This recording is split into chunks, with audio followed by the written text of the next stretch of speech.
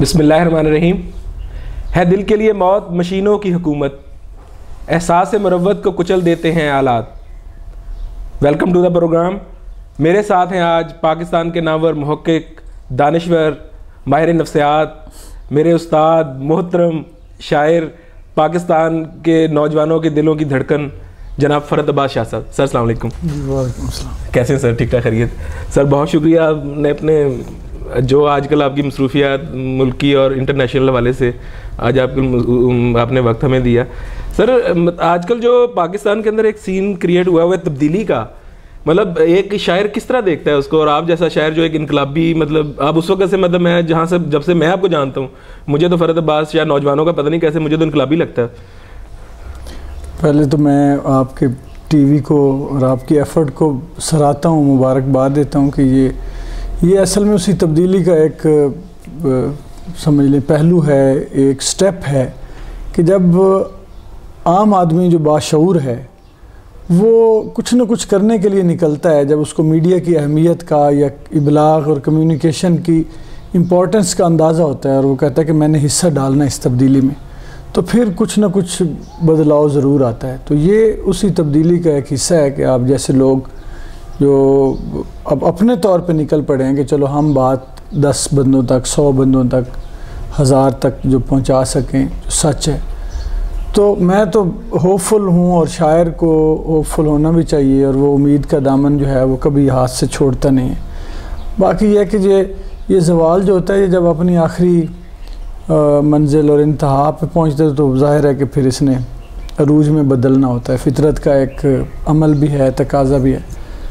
تو یہ ہم جا اسی طرف رہے ہیں، زوال کی انتہا کی طرف، اور ابتری کی آخر جو ہے وہ دیکھ لیں کہ ہر لیول پہ ہے، اخلاقی سطح پہ بھی ہے، معاشرتی سطح پہ بھی ہے، معاشی بے ترتیبی اور افراتفری بھی آپ کے سامنے ہے. تو یہ سارا کچھ تبدیلی کی طرف جا رہا ہے. تو آپ مطلب میں دیکھ رہا ہوں کہ پچھلے 15-20 سال سے آپ جو اپنے انقلابی آپ کا ایک کام ہے، مطلب جو آپ کے عہد کے شاعر انقلابی شاعری کر رہے ہیں، کیا وجہ شاعر کا لفظ مقدم نہیں رہا، یا شاعر کے لفظ میں تاثیر ختم ہو گئی، یا ہم ہی بے حس ہو گئے کہ مطلب اتنا عرصہ لگ گیا ابھی تک کام جو کا تو؟ نہیں، اصل میں اثر انداز ہونے والی فورسز جو ہے نا جی، وہ بہت اور طرح کی ہو گئی ہیں. پہلے فقیر میں جو گلی میں ایک فقیر تھا، اور وہ جو ایک گانے والی تھی کسی جگہ پہ بیٹھ کے، مغنیاں جو تھی، یہ میڈیا تھا کہ فقیر نے جو شعر پڑھنا ہے لوگوں تک پہنچنا ہے، یا کوئی گلوکار ہوتے تھے، پھر تھوڑا بہت ریڈیو کے ذریعے کوئی بات، اخبار پہ. اب تو دیکھیں کہاں کتنی فورسز. اب ایک شاعر بولنے والا نہیں ہے، آپ سب لوگ ہیں، اور ایسا اینکر، ایسا وہ آدمی بیٹھ گیا ہے میڈیا پہ اپنے وہ پورے اعتماد کے ساتھ کہ وہ آخری حکیم ہے دنیا میں، اور ہر علم اس کے پاس ہے، اور وہ پورے دھڑلے سے جو چاہتا ہے کہہ دیتا ہے. تو اتنی چیزیں عام آدمی کے جو حواس ہیں ان کو متاثر کرنے کی کوشش کر رہی ہیں. تو شاعر جو ہے وہ بھی کہیں نہ کہیں اب اپنا حصہ ادا کرے گا، رول ادا کرے. اب وہ مین سٹریم کا حصہ جو ہے وہ حصہ تو بنے گا لیکن لیڈ نہیں کر سکتا. پہلے تو تھا ہی، میڈیا ہی شاعر ہوتا تھا، اب تو آپ ہیں. نہیں، میرا مطلب ہے کہ آج مطلب جو شاعر لکھنے والا ہے، وہ لکھنے والے کی تاثیر کم ہو گئی، یا پڑھنے والے کا اثر لینا کم ہو گیا؟ وہ نہیں ہے، وہ لکھنا کہیں نہ کہیں تو پہنچ ہی رہا ہے نا. لیکن آپ اگر کہیں کہہ رہے ہیں مجھے یا یہاں بٹھایا ہے یا شعر کہنے کے لیے آپ نے کہا ہے، تو اس کا مطلب ہے تو صحیح کہیں. لیکن اب اتنا نہیں ہے کہ جتنا جسٹن بیبر کا ہے حصہ، یا جتنا شکیرہ کا ہے، جو اس کا جو جہاں تک پہنچنا ہے. یہ تبدیلی ہے نا، یہ بھی زمانہ ہے، دنیا ہے. لیکن جب آپ ایلٹن جان جو وہ کہتا ہے اس کے لیے ڈیانا پہ نظم کہتا ہے، تو وہ بھی اسی طرح پہنچتی ہے. یا وہ گیت اگر اس کی جگہ کوئی انقلابی گیت ہوتا، وہ ٹائٹینک کا تھا جو پھیلتی، تو وہ بھی شاعری ہے نا، شاعری ہے. تو اس میں جب کوئی انقلابی چیز اسی طاقت سے پھیلے گی تو اثر بھی کرے گی، لیکن روکنے والی فورسز بڑی چوکس ہیں. وہ جن کا میڈیا ہے اور جن کے پاس جو وہ خود جو چاہ رہے ہیں کہ دولت کا ارتکاز رہے اور منافع جو ہے وہ دن بدن صرف انہی کی ذاتوں تک اور محدود ہوتا رہے، سمٹتا رہے، تو وہ ہونے نہیں دیتے چیزوں کو.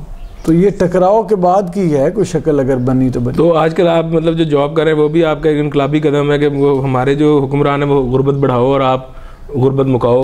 یہ ایک وہ ہے میرا حصہ ہے. میں ایک قطرے کے برابر بھی شاید نہیں ہے, لیکن میں چاہتا ہوں کہ آگ بجھانے والوں میں کم از کم میرا نام تو ہو. تو یہ ایفرٹ جو ہے, ایک ایفرٹ کرنے والوں میں نام لکھانے کی ایک خواہش ہے. تو لاؤڈ ایکسپریشن کے ساتھ کر رہا ہوں, اور میری بات جو ہے اب وہ جو ان کے تھنک ٹینک ہیں اکنامکس کے اور جو پولیٹیکل اکانومی پر بات کرتے ہیں لوگ, ان تک تو میں اب پہنچ کے بات کر بھی رہا ہوں انٹرنیشنل لیول پہ. اور انشاءاللہ اگلے دنوں میں میری آواز, مجھے بڑی امید ہے اللہ سے کہ وہ اور طاقت سے وہاں تک پہنچے گی.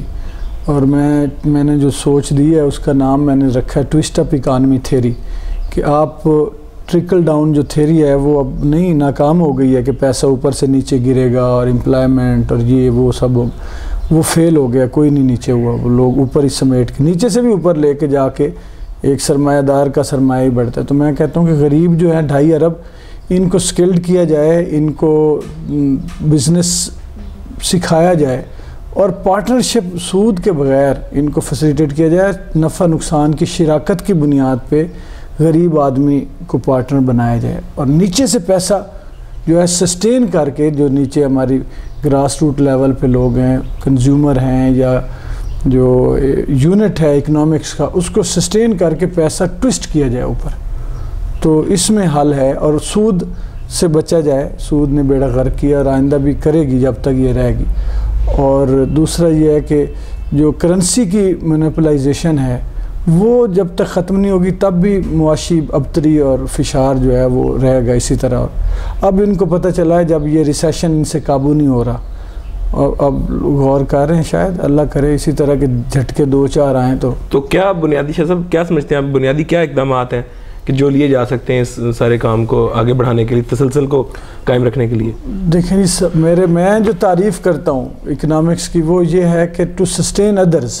جب ہم ہر بندہ یہ سوچے گا کہ میں نے دوسرے کو اکنامکلی سسٹین کرنا ہے تو آ جائے گی سسٹینیبلٹی. جب میں سوچوں گا کہ میں نے اپنے آپ کو ہی کرنا ہے تو کبھی بھی نہیں آئے گی.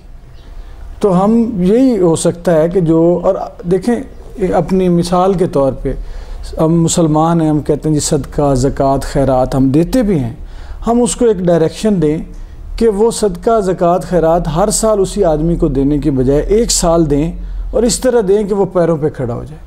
ایک اس کا باقاعدہ ایک سسٹم بنائیں اور پروڈکٹیو زکوٰۃ میں بدلیں, پروڈکٹیو صدقے میں بدلیں اپنے صدقات کو ہم.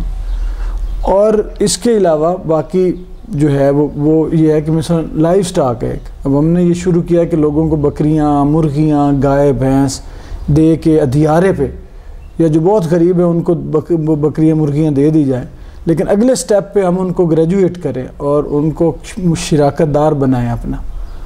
تو اس طرح ممکن ہے جب سارے لوگ مل کے ایفرٹ کریں گے تو تب امپیکٹ کریٹ ہو سکتا ہے. ادروائز تو پھر یہ ہے کہ اپنی اپنی کوشش ہے, جو کر رہے ہیں سارے کر رہے ہیں لوگ, اچھے لوگ. تو اب اس میں جو اب اگر ہم پاکستان کی سیاست میں بات کریں تو یہ جو خان صاحب کوشش کر رہے ہیں پاکستان کے اندر کہ یہ سارے سسٹم کو بہتر کرنے کی, تو آپ کیا سمجھتے ہیں, از اٹ پریکٹیکل؟ خان صاحب بنیادی طور پہ ایک سنسیئر اور سچے آدمی ہیں, اور میں پچھلے جتنے بھی عرصے سے ان کو 10-20 سالوں سے جانتا ہوں, اور ایک ان کے ساتھ ایک محبت کا پیار کا رشتہ بھی ہے.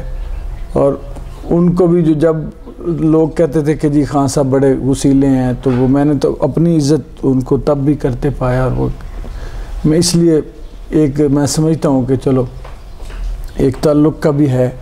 اور یہ بھی سچ ہے کہ وہ دل سے تبدیلی لانا چاہتے ہیں. اب تبدیلی کو روکنے والے جو حضرات ہیں وہ بڑے اولیاء کرام میں ان کا نام آتا ہے دوسری طرف کے. وہ اتنے چوکس ہیں کہ وہ اس تبدیلی کو اگر ان کے حق میں جاتی ہوگی تو لے کے آئیں گے یا راستہ دیں گے, ورنہ بہت بری طرح ریزسٹ کریں گے. ابھی جو 2 اور آئے ہیں بڑے 3-4 لوگ جو شامل ہوئے ہیں, ان سے کیا ہوا ہے کہ جو ایک تھریٹ کریٹ ہو رہا تھا خان صاحب کا کہ یہ کہیں واقعی تبدیلی لے کے نہ آ جائیں, وہ ڈیلیوٹ ہو گیا ہے ہاشمی صاحب اور مخدوم صاحب کے آنے سے, کہ یہ تو پھر اپنے بھائی بندے آ گئے ہیں, خیر ہے بھائی تبدیلی ہمارے حق میں ہوگی.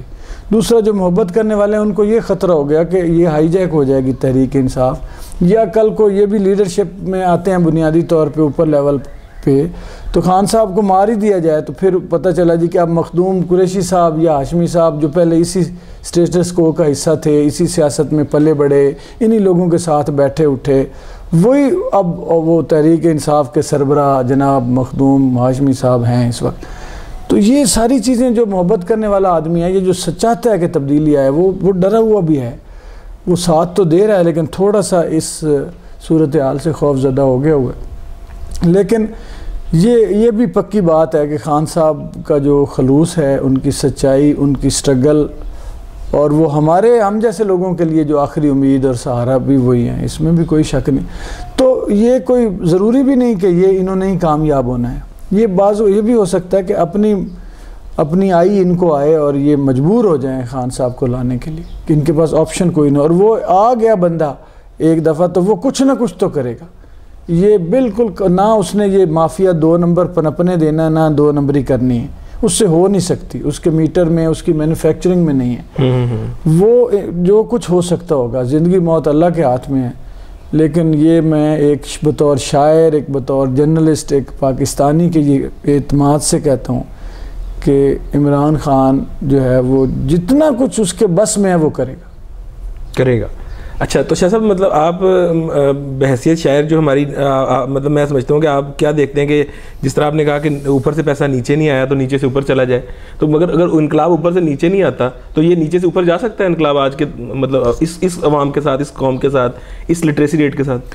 نہیں، اوپر سے نیچے کبھی آتا انقلاب تو نیچے سے اوپر جانا ہے نا، لوگوں نے لانا ہوتا ہے تبدیلی، لیڈرشپ بھی نیچے سے ہی آتی ہے تو جاتا ہے، اوپر سے تو کبھی نہیں، اوپر والے تو روکتے ہیں، اوپر کون آنے دیتا ہے، وہ تو روکنے والے ہیں سارے۔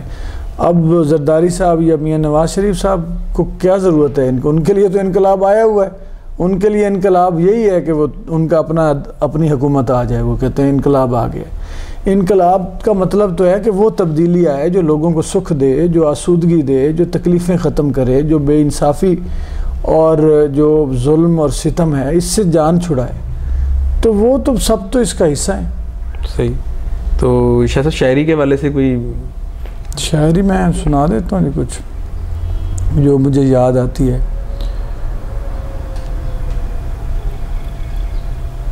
بدل گئے میرے موسم تو یار اب آئے، غموں نے چاٹ لیا غم گسار اب آئے، یہ وقت اس طرح رونے کا تو نہیں لیکن میں کیا کروں کہ میرے سوگوار اب آئے۔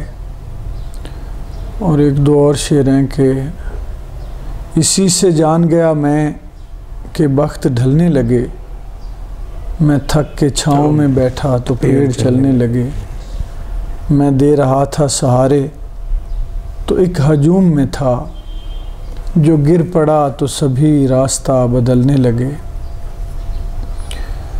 اور وہ جو ٹل جاتی رہی سر سے بلا شام کے بعد، کوئی تو تھا کہ جو دیتا تھا دعا شام کے بعد۔ اور آہیں بھرتی ہے شب ہجر یتیموں کی طرح، سرد ہو جاتی ہے ہر روز ہوا شام کے بعد۔ آج کا دن بھی گزار آیا ہوں کن لوگوں میں، مجھ کو اس بات کا احساس ہوا شام کے بعد۔ تم گئے ہو تو سیاہ رنگ کے کپڑے پہنے، پھرتی رہتی ہے میرے گھر میں قضا شام کے بعد۔ لوٹ آتی ہے میری شب کی عبادت خالی، لوٹ آتی ہے میری شب کی عبادت خالی، جانے کس عرش پہ رہتا ہے خدا شام کے بعد۔ ایک وہ اگر آپ آ لگا جنگل در و دیوار سے لگ رہا ہے شہر، ایک دو شعر شاید ہیں ذہن میں کہ لگ رہا ہے شہر کے آثار سے، آ لگا جنگل در و دیوار سے، ہم کو تیرے بے ٹھکانہ پن سے کیا، ہم تو خود بچھڑے ہوئے ہیں ڈار سے، جن کو عادت ہو گئی صحراؤں کی، مطمئن ہوتے نہیں گھر بار سے، کاٹتا ہے دشمن چالاک اب گردنوں کی دھار سے، راستوں پر گھاس اگائی اگر، کون لوٹے گا سمندر پار سے۔ تو شاہ صاحب اپنے 80s کا Ninja master judo karate, 90s کا پاپولر شاعر، 2000 کا اینکر، کیا اچھا لگتا ہے آپ کو تینوں میں سے؟